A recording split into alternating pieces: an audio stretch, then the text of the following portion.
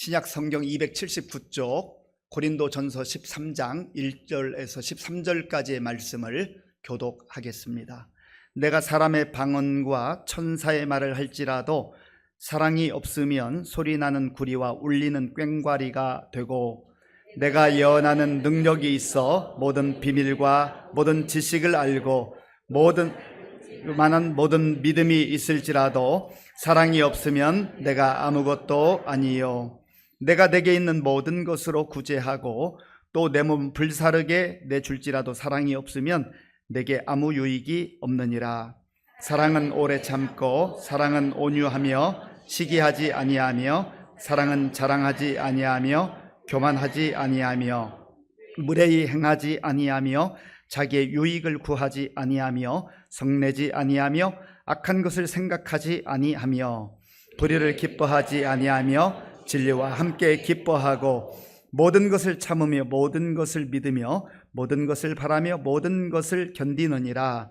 사랑은 언제까지나 떨어지지 아니하되 예언도 패하고 방언도 그치고 지식도 패하리라. 우리는 부분적으로 알고 부분적으로 예언하니 온전한 것이 올 때에는 부분적으로 하던 것이 패하리라. 내가 어렸을 때에는 말하는 것이 어린아이와 같고 깨닫는 것이 어린아이와 같고 생각하는 것이 어린아이와 같다가 장성한 사람이 되어서는 어린아이의 일을 버렸노라. 우리가 지금은 거울로 보는 것 같이 희미하나 그때에는 얼굴과 얼굴을 대하여 볼 것이요. 지금은 내가 부분적으로 아나 그때에는 주께서 나를 아신 것 같이 내가 온전히 알리라. 그런즉 믿음, 소망, 사랑 이 세 가지는 항상 있을 것인데 그 중에 제일은 사랑이라. 아멘. 반갑습니다. 잘 오셨습니다. 예, 우리 교회 표로 한번 인사해 볼까요? 우리는 함께 사랑하고 함께 용서하는 성령 공동체입니다. 예, 한 번만 저를 또 따라서 해주시기 바랍니다. 잘 되고 있습니다. 다 잘 될 겁니다. 오늘은 성령 강림 주일로 하나님께 예배를 드리고 있습니다. 성령 강림 주일은 부활절 이후에 7주가 지난 그 다음 오는 주일을 성령 강림 주일로 지키게 됩니다. 이 성령 강림 주일을 오순절에 임할 오순절 사건으로 그렇게 명명하기도 합니다.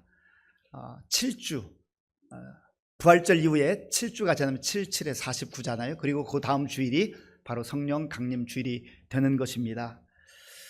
사도행전 1장에 보면 예수님께서 부활하신 이후에 이 땅에 40일을 계시면서 제자들에게 하나님 나라를 다시 한번 가르쳐 주셨습니다. 하나님 나라를 꿈꾸며 하나님 나라를 마음에 품고 살아가도록 하셨습니다. 그리고 한 가지 신신당부하시기도 하고 또 명령하신 내용이 있습니다.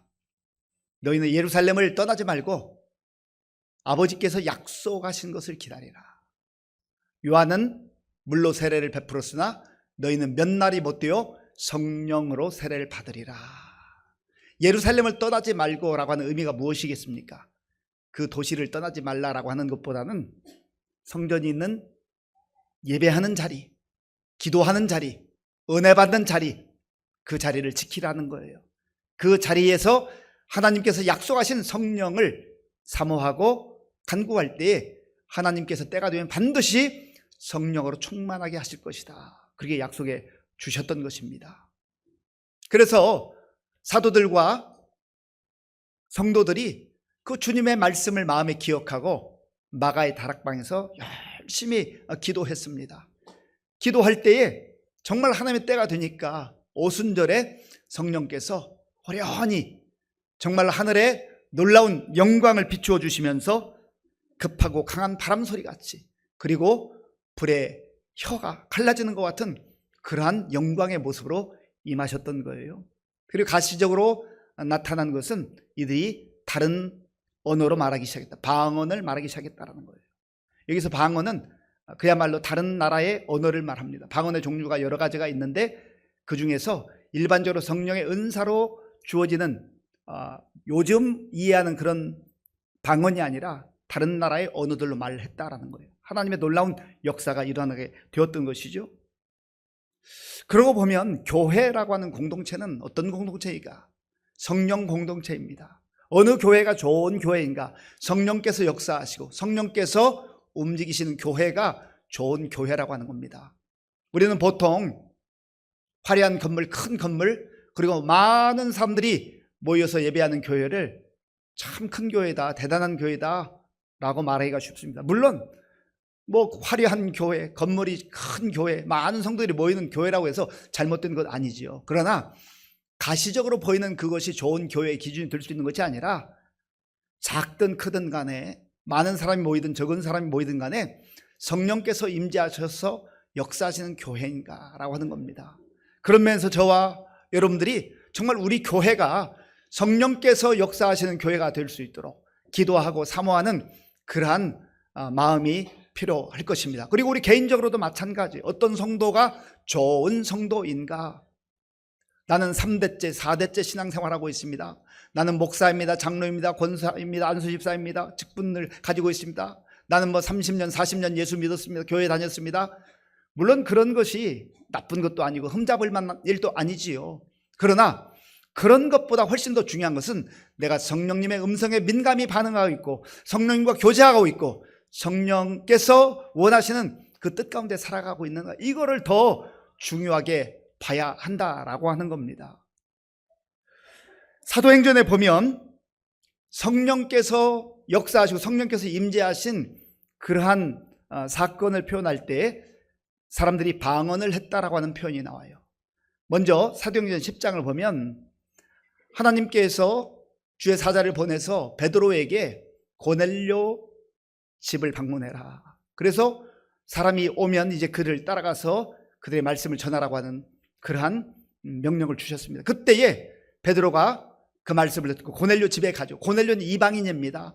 당시 유대인들이 이방인들과 교제하는 걸 원하지 않았어요. 그런데 하나님의 강력한 역사하심 가운데에 성령의 이끄심 받아서 고넬료 집에 가서 말씀을 전할 때 놀라운 성령의 임재가 일어나게 됩니다. 그 내용이 사도행전 10장 44절에 46절까지 있는데 우리 함께 읽겠습니다. 베드로가 이 말을 할 때에 성령이 말씀 듣는 모든 사람에게 내려오시니 베드로와 함께 온 할례 받은 신자들이 이방인들에게도 성령 부어 주심으로 말미암아 놀라니 이는 방언을 말하며 하나님 높임을 들음이러라. 아멘. 성령께서 임재하셨는데 방언을 말하며, 또 베드로가 이렇게 말씀을 전할 때 방언이 맺고요. 사도 바울이 에베소에 가서 말씀을 전할 때에도, 그리고 그들에게 말씀을 들은 사람들에게 안수할 때 그들의 그 입술을 통해서 방언이 터졌다, 그런 내용이 나와요. 사도행전 19장 6절 말씀, 19장 6절 말씀 함께 읽겠습니다. 바울이 그들에게 안수하매 성령이 그들에게 임하심으로 방언도 하고 예언도 하니 아멘. 방언은 성령의 은사 중에 하나입니다. 그런데 우리나라 벌써 오래전 일입니다마는 오순절 교회들을 중심으로 성령의 역사가 방언만 있는 것처럼 방언을 지나치게 강조하던 때가 있었습니다. 방언이 나쁜 것도 아니고 성령께서 주시는 은사 중에 틀림없는 그러한 은사입니다. 그럼에도 불구하고 방언이 너무 지나치게 강조된 적이 있어요. 그런데 또 세월이 흐르다 보니까 이 방언이 너무 약화가 돼가지고 이제 방언을 사모하지도 않고 방언기도 하는 거에 대해서 좀 무감각해지는 그러한 안타까운 상황도 펼쳐지고 있습니다. 어쨌든 방언을 굉장히 중요한 성령의 은사로 보면서 심지어 방언 받지 않으면 마치 구원을 받지 못한 것처럼 그렇게 판단하는 경우도 있었다라는 거예요. 그 당시 열정은 있었지만, 열심은 있었지만, 사모함은 있었지만 성경을 전체적으로 이해하지 못하고 우리 한국교회에 좀 미숙한 부분이 있었던 그런 시절이 있었습니다. 그러다 보니까 이 방언을 하나님께서 주시는 은사로 여기면서도 심지어 연습을 해서라도 방언을 받아야 되겠다 하는 그러한 참 안타까운 일들도 있었다라는 것이죠. 제가 1992년에 서울 방배동에 있는 성민교회에 부임을 했습니다. 이 성민교회는 우리나라 당대의 가장 훌륭한 그리고 유명한 부흥사 중에 한 분이신 신현근 목사님이 개척한 교회예요. 가보니까 정말 얼마나 교회가 분위기가 좋고 또 뜨겁고 또 기도 열심히 하고 그런 놀라운 역사들이 있었어요. 제가 중등 부서를 맡았는데 이 중등부 아이들 가운데도 방언하는 아이들이 굉장히 많이 있었습니다. 그리고 선생님들도 방언하고 수련을 갔는데 기도하는데 얼마나 뜨거운지 몰라요. 그런데 정작 전도사인 저는 방언을 못했어요. 그러니까 조금 당황스럽기도 하고 자존심도 상하고, 하나님 이게 도대체 뭡니까? 저는 전도사인데, 영적 지도자인데 저는 방언을 못하고 저 아이들 뜨겁게 방언하고 선생님들도 방언하고 그러는데 방언 좀 주세요 라고 그렇게 갈망하면서 기도했는데 하나님께서 안 주시더라고요. 안 주셔요.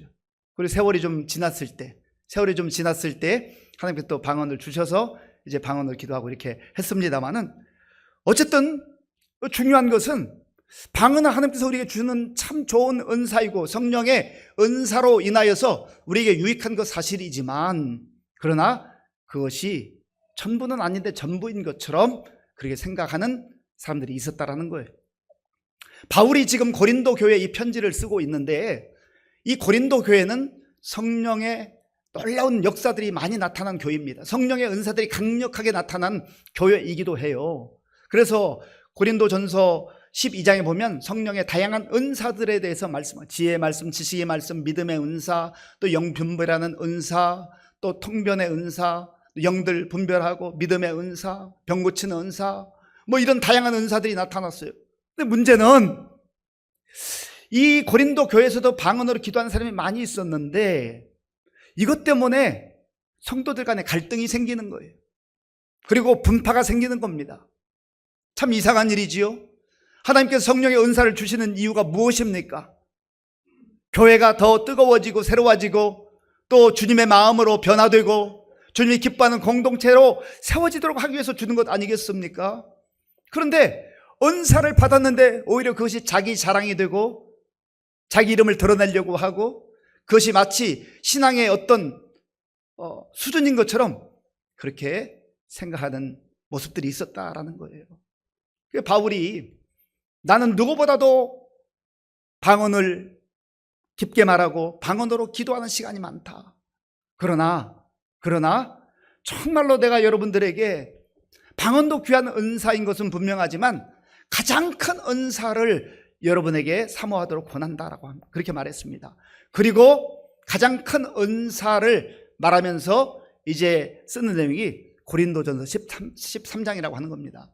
고린도전서 13장은 사랑장이라고 하는 그런 별명을 갖고 있기도 합니다. 전체 주제가 사랑이기 때문에 그래요. 그리고 바울의 표현에 의하면 가장 큰 은사를 사모하라 하는 그 은사에 해당이 되는 것입니다.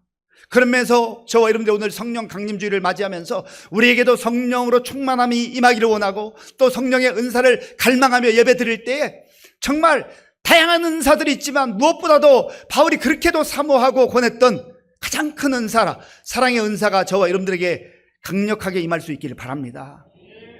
오늘 이 시대를 바라보면 참 어느 시대보다 화려합니다. 대단합니다. 그런데 사람들의 마음속에서 점점점 사랑이 메말라가기 시작해요.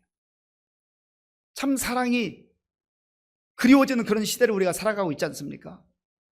바울이 오늘 1절, 2절, 3절에서 말하기를 그 앞의 내용을, 대단한 내용을 이야기하고요, 그 다음에 사랑이 없으면 다음과 같다 이렇게 설명을 합니다. 먼저 1절 말씀, 1절 우리 함께 읽겠습니다. 내가 사람의 방언과 천사의 말을 할지라도 사랑이 없으면 소리나는 구리와 울리는 꽹과리가 되고, 아멘. 내가 사람의 방언과 천사의 말을 할지라도, 방언과 천사의 말을 한다는 게 얼마나 참 감사한 일입니까? 하나님께 주신 선물이잖아요.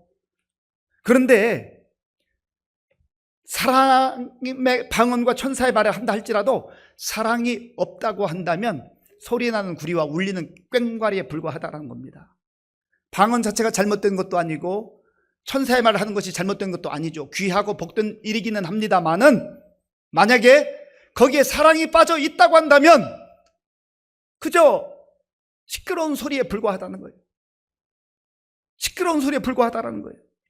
소리나는 구리, 울리는 꽹과리, 무슨 의미가 있어요? 아무런 의미 없는 시끄러운 소리에 불과하다는 거예요.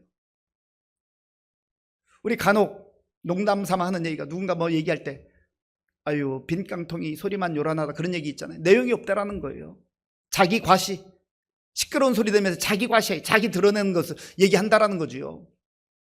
방언이 귀하고 아름다운 것이고 천사의 말을 할 수 있다는 게 얼마나 귀한 일입니까? 그런데 사랑이 빠져있는 방언, 사랑이 없는 천사와 같은 말, 시끄러운 소리에 불과하다라는 거예요. 두 번째로 2절에서는 뭐라고 말합니까? 2절 제가 읽겠습니다. 내가 예언한 능력이 있어 모든 비밀과 모든 지식을 알고 또 산을 옮길 만한 모든 믿음이 있을지라도 사랑이 없으면 내가 아무것도 아니요. 아멘. 예언하는 능력 얼마나 대단한 거예요. 귀한 은사 아니겠습니까? 또 모든 비밀을 알고 모든 지식을 알고 심지어 산을 옮길 만한 믿음이 있다고 한다면 정말 대단한 거잖아요. 그럼에도 불구하고 사랑이 없으면 내가 아무것도 아니다. 아무것도 아니라는 거예요. 내용이 없다는 거예요. 열매가 없다는 거예요. 빈 깡통에 불과하다요. 겉모습은 화려한데 아무것도 아니라는 거죠. 주님이 기뻐하는 모습이 아니라고 하는 거예요. 왜 그렇습니까? 사랑이 빠져 있는 상태에서 내가 알고 예언도 하고 또 지식도 알고 또 어떤 큰 믿음으로 역사를 이룬다고 한다면 나를 드러내요.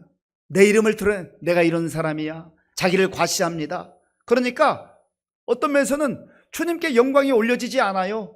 자기가 드러나는 거예요. 자기 과시하는 거예요. 그런 것으로 전락할 수밖에 없다라고 하는 겁니다. 3절에서 세 번째 내용을 말하는데 우리 3절을 함께 읽겠습니다. 내가 내게 있는 모든 것으로 구제하고 또 뇌물 불사르게 내줄지라도 사랑이 없으면 내게 아무 유익이 없느니라. 아멘. 내게 있는 모든 것으로 구제하는 사람 얼마나 될까요? 별로 없습니다. 그렇게 하기도 쉽지 않아요. 대단한 거죠. 그리고 내 몸을 불사르게 내어준다고요? 그 쉬운 거 아닙니다. 그럼에도 불구하고 사랑이 없으면 내게 아무 유익이 없느니라. 하나님의 아가페의 사랑, 하나님이 우리에게 주신 그 사랑이 거기에 담겨져 있지 않으면 역시 자기 과시에 불과할 뿐이야. 내가 이런 사람이야. 나는 이렇게 선한 일을 하는 사람이야. 나는 구제하는 사람이야. 그리고 자꾸 자기 이름을 표시하는 거예요. 자기 이름 드러내는 거예요. 알아주지 않으면 속상해하고 또 화내고 서운해하고 그런 연약함으로 전락할 수밖에 없다는 겁니다. 중요한 것은 우리가 사랑 없이 행하면 뭔가 하는 것 같고 대단한 것 같지만 그것이 시끄러운 소리에 불과하고 또 아무것도 아니고 그리고 유익하지 않은 그러한 것으로 전락할 수밖에 없다라는 거예요.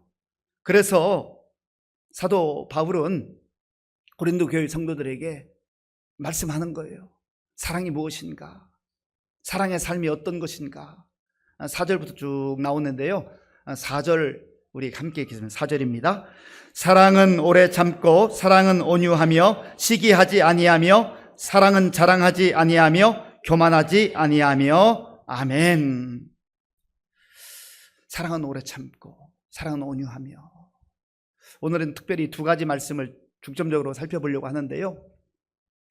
제가 아까 성민교회 그 이야기 했지 않습니까? 정말 그때 따가웠던 그런 기도의 정말 역사들이 있었어요. 지금은 뭐 철야교회 하는 교회도 많지 않고 성도들도 많지 않습니다만 그 시절만 해도 정말 밤을 지새우면서 그렇게 나라와 민족을 위해서 기도하고 또 교회를 위해서 기도하고 성도들을 위해서 기도하고 그렇게 기도했던 시간들이 있었습니다. 그런데 어떤 분이 보니까 주로 금요 철야 기도회라고 해서 금요일에 철야하면서 기도를 하는데 이분들이 보니까 뭐 화요일도 하고 수요일도 하고 또 목요일도 하고 그렇게 철야 기도를 많이 하더라고요. 그것도 방언으로 하는데 저는 그 당시에는 방언을 못하니까 부럽기도 하고 정말 대단해 보이기도 하고 그랬습니다. 그런데 참 제가 이상한 일을 봤어요. 이분들이 그렇게 기도 열심히 했는데 이제 낮에 이렇게 지내는데요. 만나면 이야기할 때마다 다른 사람 험담하는 거예요. 아무개하게 이렇대 못됐어, 아무개 왜 그런지 모르겠어. 자꾸 험담을 해요.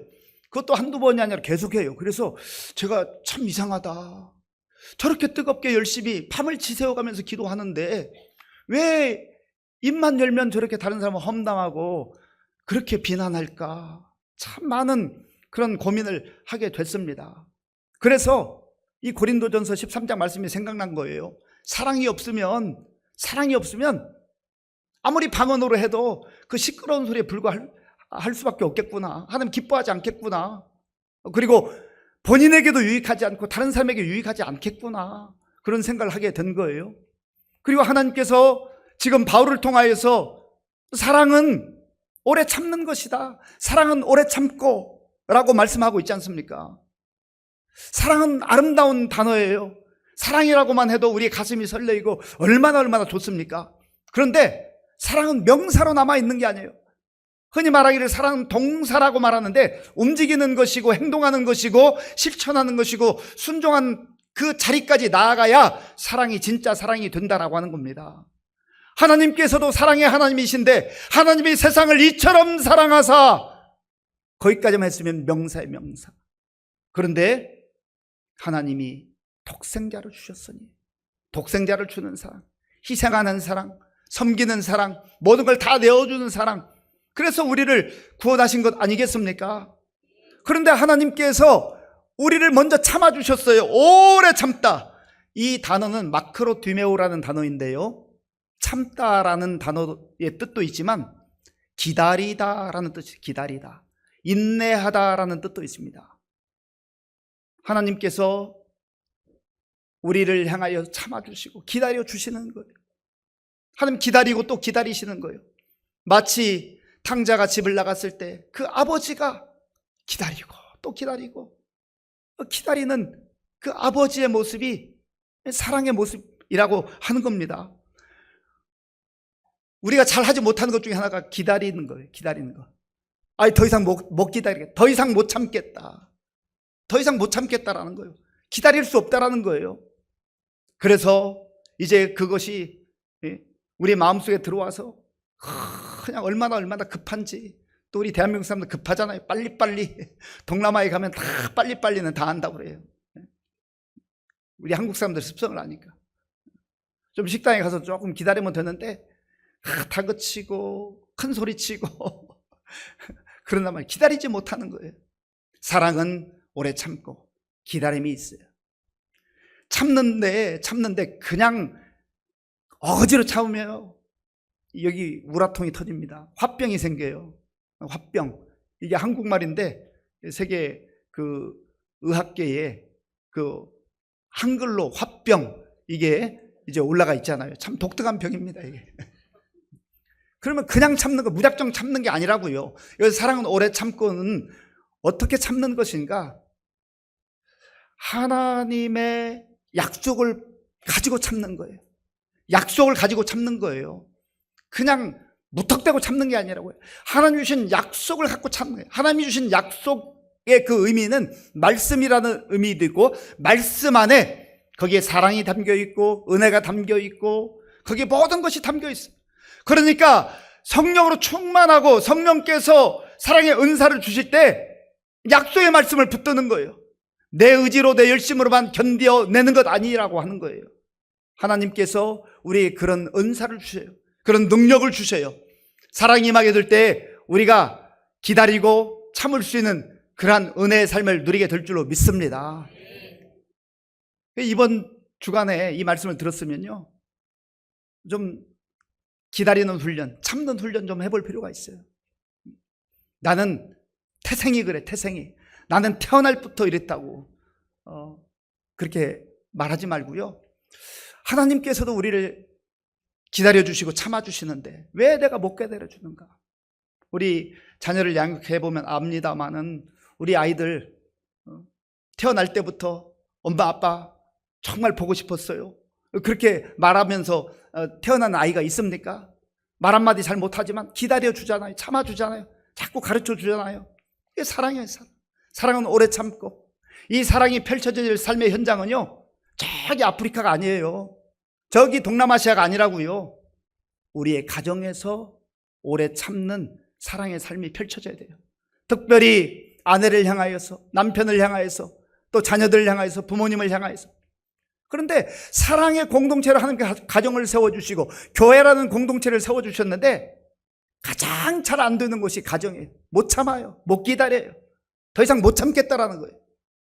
이번 주 내내 사랑은 오래 참고, 사랑은 오래 참고, 여기에 많은 내용이 있습니다만은 이 말씀을 좀 읊조리면서 하나님께서 나에게 인내하는 마음도 주시고 사릴 수 있는 마음도 주시고 그 하나님의 은혜가 그렇게 임할 수 있기를 간절히 바랍니다.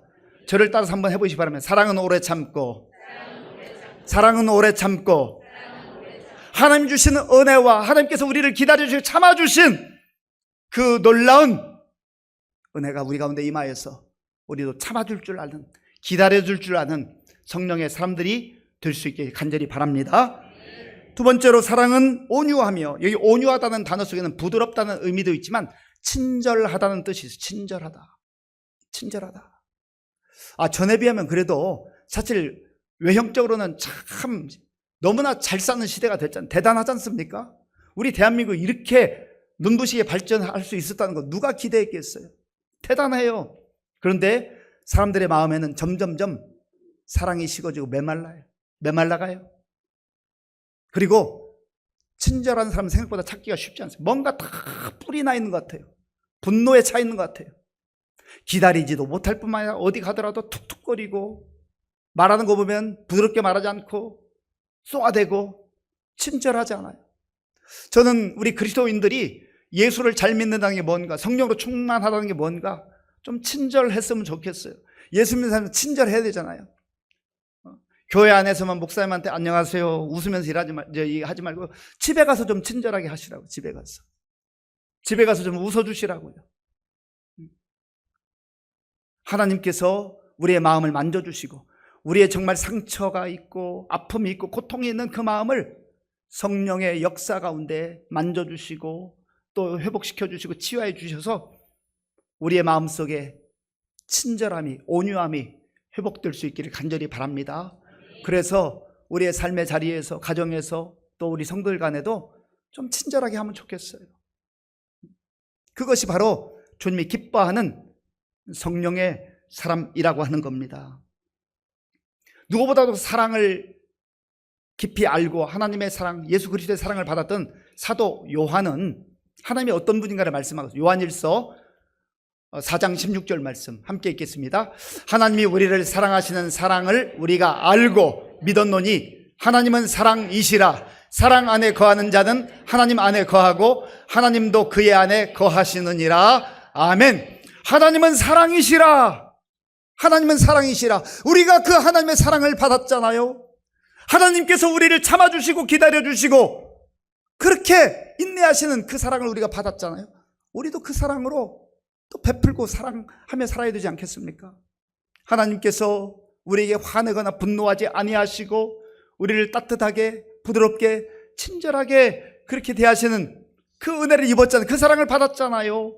그러면 우리가 그 사랑으로 또 우리 가정에서 또 우리 교회에서 그리고 직장과 일터에 가서 그렇게 살아가야 되지 않겠어요? 그럴 때 참 예수 믿는 사람 다르다, 교회 다니는 사람 다르다, 그렇게 궁금함이 일어나고 그 사람들로 하여금 복음에 마음을 열리게 하는 거예요. 바라기는 방언도 우리에게 주시는 귀한 은사이지만 은사 중에 최고의 은사, 가장 큰 은사, 사랑의 은사를 사모하면서 이 사랑의 은사가 우리의 삶에서, 가정에서, 교회에서, 직장에서, 일터에서 아름다운 열매들로 나타날 수 있기를 간절히 바랍니다. 아버지 하나님 감사합니다. 겉모습은 화려해 보이지만 사람들의 마음은 메말라 있고 사랑이 점점 식어가는 이 시대 속에서 오늘 성령 강림주일을 맞이하여 예배를 드리며 우리의 마음에 하나님의 그 사랑이 충만하게 채워지기를 원합니다. 그 사랑으로 나도 사랑하고 가족들을 사랑하고 성도들을 사랑하고 또 이웃을 사랑할 수 있는 그런 성령의 사람들로 살아가는 이번 한 주간 되게 하여 주옵소서. 예수님의 이름으로 기도하옵나이다. 아멘.